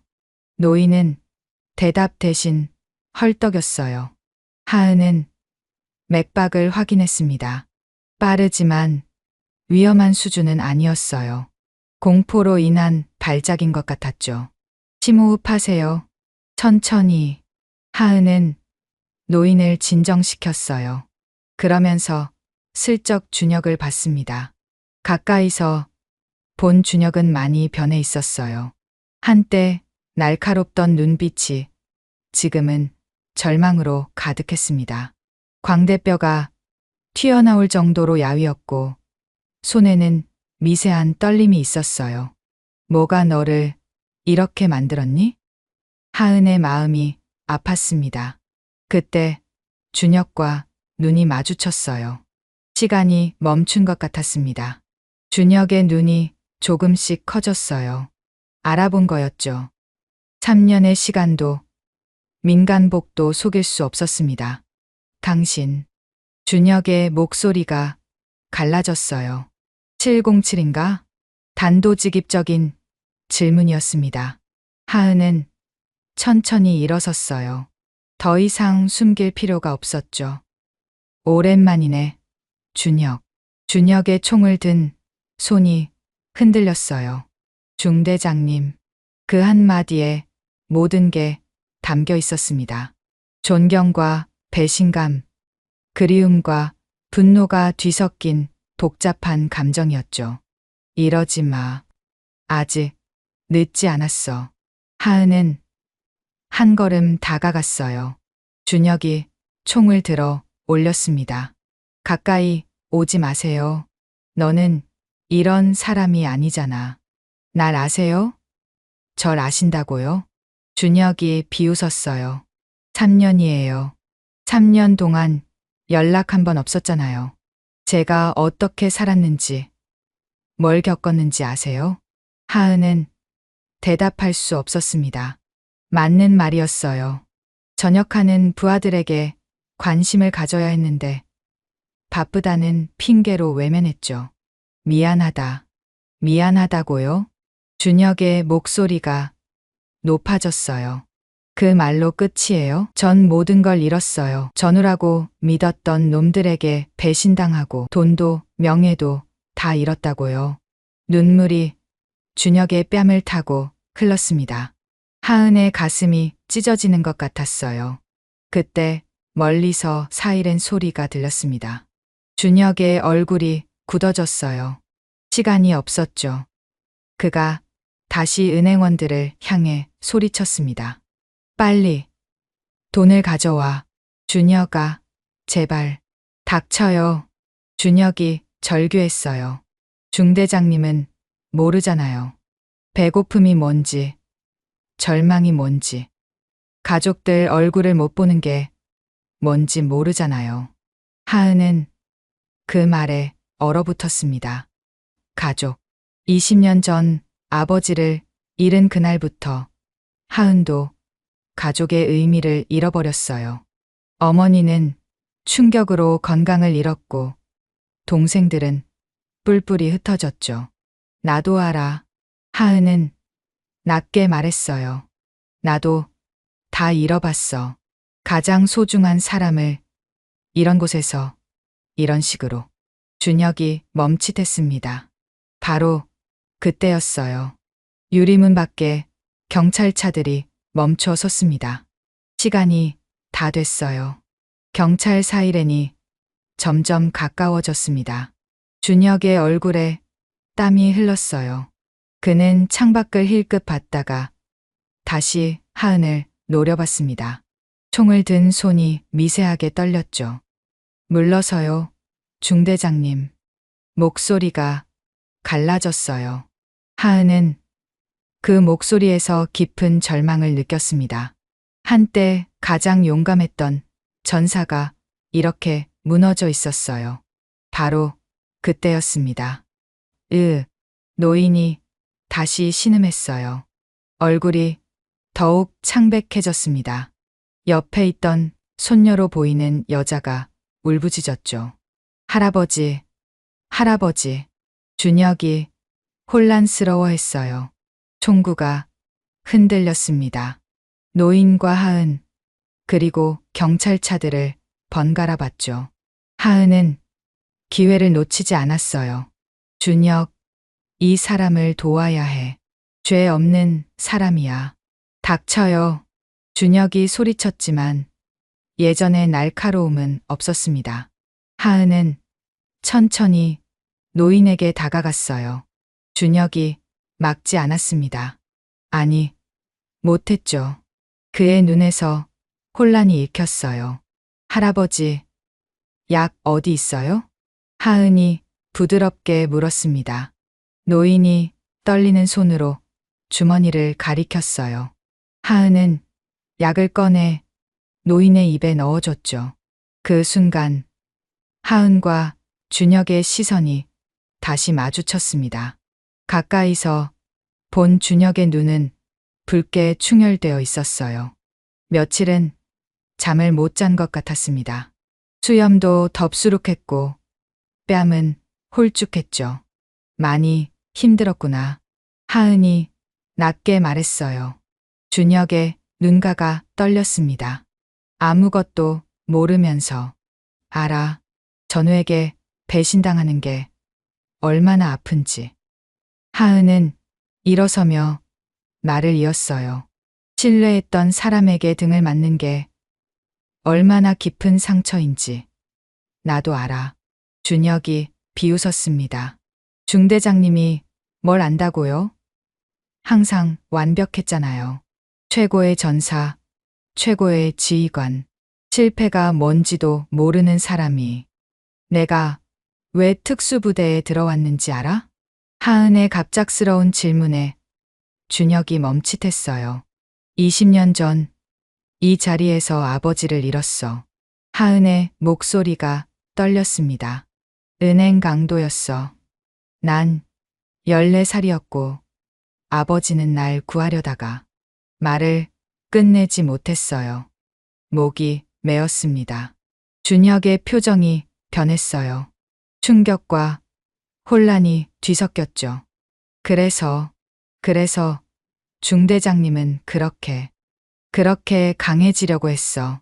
다시는 무력하지 않으려고. 다시는 소중한 사람을 잃지 않으려고. 하은은 한 걸음 더 다가갔어요. 하지만 틀렸어. 힘만으로는 아무것도 지킬 수 없더라. 내가 지금 느끼는 것처럼. 준혁의 총이 내려갔습니다. 조금씩, 천천히. 전 모든 걸 잃었어요. 준혁의 목소리는 이제 속삭임에 가까웠어요. 같이 전역한 김상사랑 회사를 차렸는데 그 놈이 다 가져갔어요. 계약금, 투자금, 모든 걸. 아내는 떠났고 딸은 얼굴도 못 봤어요. 눈물이 준혁의 뺨을 타고 흘렀습니다. 하은의 가슴이 미어졌어요. 바로 그때 준혁이 뭔가를 알아차린 듯 눈을 크게 떴습니다. 당신 정말 707이에요? 날카로운 질문이었어요. 하은은 고개를 끄덕였습니다. 이기수 선배? 아니. 그럼 사기수? 아니면 오기수? 준혁이 다급하게 물었어요. 뭔가 중요한 걸 확인하려는 듯했죠. 하은은 잠시 망설였습니다. 그리고 조용히 말했어요. 참기수야. 너와 같은. 순간 준혁의 얼굴이 하얗게 질렸어요. 말도 안 돼. 그럼 당신이 이하은 중위. 그 이름을 듣자 준혁의 무릎이 풀렸습니다. 총이 손에서 미끄러져 바닥에 떨어졌어요. 중대장님. 이번엔 다른 의미의 중대장님이었습니다. 단순한 계급이 아니라 진짜 자신의 상관이었던 사람. 자신을 직접 훈련시키고 이끌었던 그 사람이었어요. 미안하다. 준혁아. 하은이 무릎을 꿇고 떨어진 총을 주었어요. 준혁은 아무 저항도 하지 않았습니다. 제가 이런 모습을 보이다니. 준혁이 흐느꼈어요. 중대장님께 가르침을 받은 제가 이런 쓰레기가 되다니. 넌 쓰레기가 아니야. 하은이 단호하게 말했어요. 상처받은 전사일 뿐이야. 그리고 전사는 다시 일어설 수 있어. 밖에서 확성기 소리가 들렸습니다. 아내 인질범, 무기를 버리고 나오십시오. 시간이 없었어요. 하은은 준혁의 어깨를 잡았습니다. 들어. 지금 내가 선택할 수 있는 건 두 가지야. 여기서 끝내거나 다시 시작하거나. 준혁이 고개를 들었어요. 눈에는 여전히 눈물이 고여 있었지만 뭔가 다른 빛이 있었습니다. 희망이었을까요? 하지만 전 이미 너무 많은 잘못을. 아직 아무도 다치지 않았어. 돌이킬 수 있어. 하은은 준혁을 일으켜 세웠어요. 기억해. 우리가 배운 건 파괴가 아니라 보호였어. 넌 아직 그걸 할 수 있어. 준혁의 몸이 떨렸습니다. 그때 은행원 한 명이 떨리는 목소리로 말했어요. 저 돈은 다 준비됐습니다. 큰 가방을 들고 있었죠. 준혁이 그 가방을 봤습니다. 그리고 하은을 봤어요. 그리고 다시 가방을. 선택의 순간이었습니다. 하은은 아무 말도 하지 않았어요. 이건 준혁이 스스로 결정해야 할 일이었습니다. 긴 침묵이 흘렀습니다. 그리고 준혁이 입을 열었어요. 필요 없습니다. 은행원이 놀란 표정을 지었죠. 준혁은 계속 말했습니다. 다들 일어나세요. 죄송합니다. 사람들이 조심스럽게 일어났어요. 여전히 겁에 질려 있었지만 상황이 바뀐 걸 느꼈죠. 준혁이 하은을 봤습니다. 전 어떻게 해야 하죠? 먼저 나가자. 손은 머리 위로 올리고. 예. 준혁이 고개를 끄덕였어요. 그런데 문득 뭔가 생각난 듯 주머니를 뒤적였습니다. 낡은 사진 한 장이 나왔어요. 이거 중대장님과 찍은 사진이에요. 제대하던 날. 사진 속에는 젊은 하은과 준혁, 그리고 동료들이 웃고 있었습니다. 모두 밝은 표정이었죠. 미래에 대한 희망으로 가득했던 그날. 항상 지니고 다녔어요. 이때로 돌아가고 싶어서. 준혁의 목소리가 떨렸어요. 하은은 사진을 받아 들었습니다. 가슴 한구석이 뜨거워졌어요. 돌아갈 순 없어. 하지만 다시 시작할 순 있어. 정말 다시 시작할 수 있을까요? 내가 보장한다. 전사의 명예를 걸고. 준혁의 눈에서 뭔가 단단한 결의가 보였습니다. 두 사람은 함께 은행 문을 향해 걸었어요. 밖에는 경찰들이 총을 겨누고 있었죠. 하지만 하은은 두렵지 않았습니다. 옆에 있는 준혁도 마찬가지였어요. 그들은 전사였으니까요. 상처받았지만 부러지지 않은 전사. 은행 문이 천천히 열렸습니다. 바깥의 찬 공기가 얼굴을 때렸어요. 수십 명의 경찰이 총을 겨누고 있었습니다. 빨간 레이저 조준점이 준혁의 가슴과 머리를 향했죠. 무기 버려. 손 머리 위로. 확성기에서 날카로운 명령이 터져 나왔어요. 준혁의 몸이 굳어졌습니다. 본능적으로 뒤로 물러서려 했어요. 특수부대 출신의 반사적인 행동이었죠. 하은이 준혁의 팔을 잡았습니다. 괜찮아. 내가 있잖아. 부드럽지만 단호한 목소리였어요. 준혁은 떨리는 숨을 내쉬며 고개를 끄덕였습니다. 두 사람이 함께 밖으로 나왔어요. 저는 육군 특수전사령부 이하은 부사령관입니다. 하은이 크게 외쳤어요. 이 사람은 제 부하였습니다. 지금 자수하는 중입니다. 경찰들이 웅성거렸습니다. 현장 지휘관이 무전기로 뭔가 확인하는 게 보였어요. 정지. 거기서 한 형사가 다가왔습니다. 하은은 천천히 신분증을 꺼냈어요. 형사가 확인하는 동안 준혁은 고개를 숙인 채 서 있었습니다. 진짜 부사령관님이시군요. 하지만 이 사람은 제가 책임집니다. 하은이 말을 잘랐어요. 이 사람은 국가를 위해 싸운 전사입니다. 잠시 길을 잃었을 뿐이에요. 형사는 난감한 표정을 지었습니다. 그때 준혁이 입을 열었어요. 제가 한 짓입니다. 변명의 여지가 없어요. 목소리가 떨렸지만 분명했습니다. 체포해 주세요.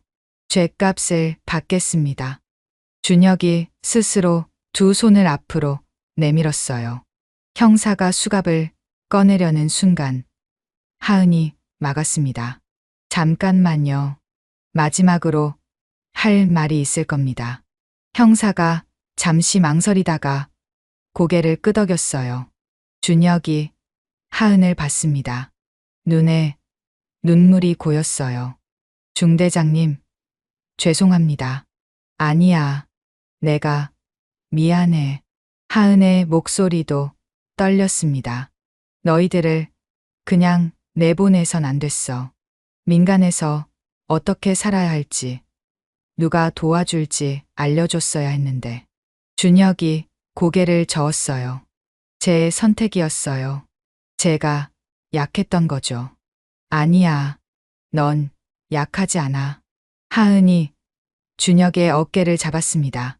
김 상사 얘기 좀 더 들려줘.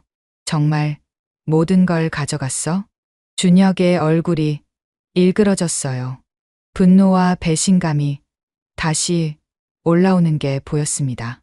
3년 동안 모은 돈이었어요. 아내가 새벽에 식당 일까지 하면서 모은 돈. 목소리가 갈라졌어요. 2억이었습니다. 보안업체 설립 자금으로 쓰려고 했는데 김 상사가 투자를 받아왔다면서 계약서에 사인만 하면 된다고 했어요. 준혁의 주먹이 떨렸습니다.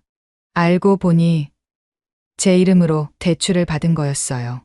회사 도장까지 위조해서 돈을 다 빼돌리고 잠적했죠. 경찰에 신고했지만 찾을 수 없대요. 하은의 가슴이 답답해졌어요. 함께 생사를 넘나든 전우에게 이런 배신을 당하다니 얼마나 절망적이었을까요. 아내는 못 견디고 떠났어요. 딸을 데리고 양육비도 못 주는 아빠는 필요 없다면서. 준혁이 주머니를 뒤적였어요. 또 다른 사진이 나왔습니다. 어린 여자아이의 사진이었어요. 수진이에요. 올해 5살. 얼굴도 제대로 못 봤어요. 눈물이 준혁의 뺨을 타고 흘렀습니다. 딸 앞에서라도 떳떳한 아빠가 되고 싶었는데 이제 전과자 아빠가 되는 거네요. 순간 하은의 안에서 뭔가가 끊어지는 느낌이었어요. 20년 전 아버지를 잃고 무너진 가정. 어머니의 눈물, 뿔뿔이 흩어진 동생들. 그 아픔을 준혁의 딸도 겪게 되는 건가요? 안 돼. 하은이 단호하게 말했어요. 내 딸은 그런 아픔을 겪으면 안 돼. 형사에게 돌아섰습니다. 이 사람의 변호를 제가 맡겠습니다. 최고의 변호사를 선임할 거예요. 부사령관님, 준혁이 놀라서 하은을 봤어요. 그리고 김 상사도 찾겠습니다. 군 정보망을 총동원해서라도. 하은의 눈이 날카롭게 빛났어요. 감히 내 부하를 건드렸으니까. 형사가 한숨을 쉬었습니다. 일단 연행은 해야 합니다. 절차가 있으니까요. 알겠습니다. 하은이 고개를 끄덕였어요. 그리고 준혁을 봤습니다. 준혁아, 기억해. 넌 혼자가 아니야. 중대장님, 누나라고 불러. 이제 군인이 아니니까. 준혁의 입술이 떨렸어요. 유나, 그 한마디에 많은 감정이 담겨 있었습니다. 고마움, 미안함, 그리고 희망. 수갑이 준혁의 손목에 채워졌어요. 차가운 쇠의 감촉에 준혁이 움찔했습니다. 하지만 이번엔 도망치지 않았어요. 당당하게 받아들였죠. 한 가지만 더 말해도 될까요? 준혁이 형사에게 물었어요. 형사가 고개를 끄덕이자 준혁은 은행 쪽을 돌아봤습니다. 죄송합니다. 크게 외쳤어요. 제가 한 일로 무서워하셨을 모든 분들께 사과드립니다. 깊이 허리를 숙였습니다. 그때 놀라운 일이 일어났어요. 은행에서 나온 사람들이 하나둘 박수를 치기 시작했습니다. 처음엔 한두 명이었지만 곧 여러 명이 함께 했죠. 괜찮아요. 힘내세요. 따뜻한 목소리들이 들렸어요. 준혁이 놀라서 고개를 들었습니다. 눈물로 흐릿한 시야에 사람들의 얼굴이 보였어요. 두려움 대신 연민이 있었습니다. 분노 대신 용서가 있었어요. 고맙습니다. 정말 고맙습니다. 준혁이 또다시 고개를 숙였어요. 하은은 그 모습을 보며 확신했습니다. 준혁은 다시 일어설 거예요. 넘어졌지만 끝나지 않았죠. 경찰차에 타기 전 준혁이 마지막으로 하은을 봤습니다. 누나, 한 가지 약속해 주세요. 뭐든지. 제가 나오면 다시 받아주세요. 누나 밑에서 다시 배우고 싶어요. 이번엔 제대로. 하은이 미소 지었어요. 따뜻한 미소였습니다. 기다리고 있을게. 우리 부대는 언제나 전우에게 열려 있으니까. 경찰차가 출발했어요. 준혁은 뒷좌석에서 계속 하은을 바라봤습니다. 작아지는 하은의 모습을 눈에 담았죠. 하은도 차가 사라질 때까지 그 자리에 서 있었어요. 핸드폰이 울렸습니다. 네, 부사령관입니다. 상황 보고 받았습니다. 큰일 없이 해결됐다니 다행입니다. 사령관의 목소리였어요. 죄송합니다. 제 부하가. 아닙니다. 잘하셨어요. 그런데 김 상사건 정말 조사하실 겁니까? 하은의 눈이 차갑게 빛났어요. 반드시 찾을 겁니다. 알겠습니다. 정보부에 협조 요청하죠. 전화를 끄는 하은은 주먹을 꽉 쥐었어요. 준혁뿐만이 아니었습니다. 얼마나 많은 전역 군인들이 이런 어려움을 겪고 있을까요? 하은은 결심했어요. 이번 일을 계기로 전역 군인들을 위한 체계적인 지원 시스템을 만들기로. 다시는 준혁 같은 전사가 나오지 않도록. 하늘을 올려다봤습니다. 구름 사이로 햇빛이 비치고 있었어요. 아버지, 오늘 한 명을 구했습니다. 낮게 중얼거렸어요. 이번엔 총이 아니라 마음으로. 따뜻한 바람이 불었습니다. 마치 대답처럼. 6개월 후 봄. 하은은 강당 뒤편에 조용히 서 있었어요. 앞쪽 단상에는 한 남자가 마이크를 잡고 있었습니다. 최준혁이었어요. 정장을 입은 그의 모습은 6개월 전과 완전히 달랐습니다. 야위었던 뺨에는 혈색이 돌았고 구부정했던 어깨는 꼿꼿했어요. 무엇보다 눈빛이 달랐죠. 절망 대신 희망이 있었습니다. 저는 특수부대 출신입니다. 그리고 6개월 전 은행 강도를 시도했었죠. 강당이 조용해졌어요. 200명이 넘는 전역 군인들이 준혁을 주목했습니다. 오늘은 전역 군인 재활 프로그램의 첫날이었어요. 여러분 중에도 저 같은 사람이 있을 겁니다. 전역 후 길을 잃은 사람들, 민간 사회에 적응하지 못한 사람들. 준혁의 목소리는 차분했어요. 하지만 그 안에는 진심이 묻어났습니다. 전 운이 좋았습니다. 저를 포기하지 않은 사람을 만났으니까요. 준혁이 하은이 있는 쪽을 슬쩍 봤어요. 하은은 작게 고개를 끄덕였습니다. 지난 6개월은 기적 같은 시간이었어요. 하은의 도움으로 준혁은 집행유예를 받았습니다. 실제로 아무도 다치지 않았고 자수했다는 점이 크게 작용했죠. 무엇보다 하은이 직접 나서서 탄원했어요. 그리고 김 상사도 찾았습니다. 군 정보부의 협조로 3주 만에 체포됐어요. 필리핀에 숨어 있었죠. 준혁의 돈뿐만 아니라 다른 전우들의 돈도 가로챈 것으로 밝혀졌습니다. 저처럼 실수하지 마세요. 준혁이 계속 말했어요. 힘들면 도움을 청하세요. 우리에겐 전우가 있습니다. 서로가 서로의 버팀목이 되어줄 수 있어요. 박수가 터져 나왔습니다. 하은은 미소를 지었어요.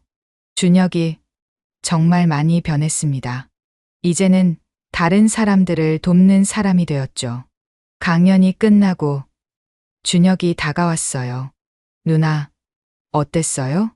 훌륭했어. 정말로. 준혁의 얼굴이 밝아졌습니다. 아이 같은 표정이었어요.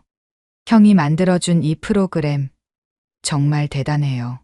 얼마나 많은 사람들이 도움을 받을지. 내가 시작이야.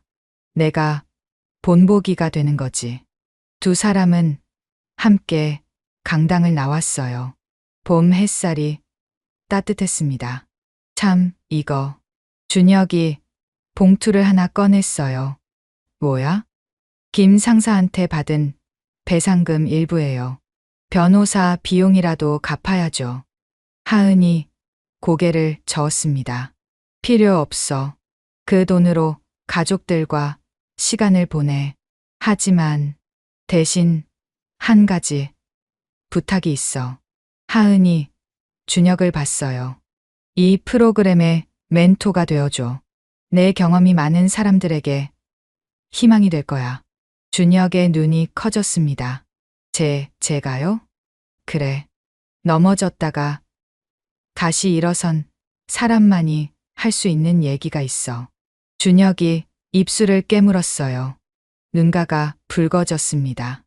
누나, 정말 어떻게 감사해야 할지.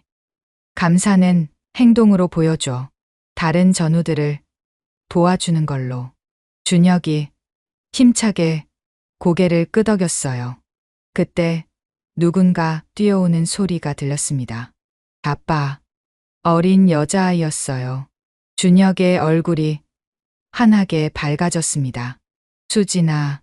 준혁이 딸을 번쩍 안아 올렸어요. 아이가 까르르 웃었습니다. 뒤따라 온 여자가 미소 지으며 다가왔죠.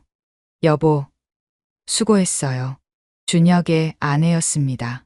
3개월 전 다시 만났다고 들었어요.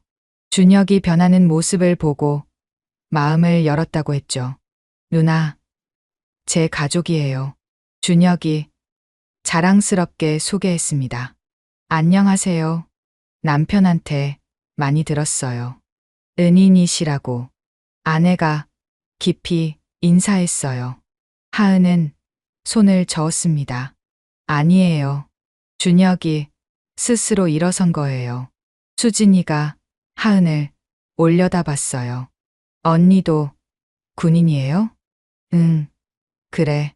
우리 아빠처럼 멋있는 군인이에요? 하은이 웃었습니다. 아빠가 더 멋있어. 아빠는 용감한 사람이거든. 수진이가 아빠를 꼭 안았어요. 준혁의 눈에서 눈물이 흘렀습니다. 행복한 눈물이었어요. 누나, 저희 집에 저녁 드시러 오세요. 아내가 요리를 정말 잘해요. 다음에, 오늘은 가족끼리 시간을 보내. 준혁의 가족이 떠나는 모습을 보며 하은은 깊은 안도감을 느꼈어요. 한 가정을 구했습니다. 아니, 준혁이 스스로를 구했고 하은은 그저 도왔을 뿐이었죠. 핸드폰이 울렸어요. 여보세요? 언니, 아버지 기일 잊지 않았지? 동생의 목소리였습니다. 알아. 이번엔 꼭 갈게. 이번엔 정말이지? 약속해. 전화를 끄는 하은은 하늘을 올려다봤어요. 구름 한 점 없이 맑았습니다. 아버지, 이제 알 것 같아요. 마음속으로 말했어요. 힘으로 막는 것보다 마음으로 구하는 게 더 어렵다는 걸. 하지만 그게 진짜 강함이라는 걸. 바람이 불었습니다. 따뜻한 봄바람이었어요.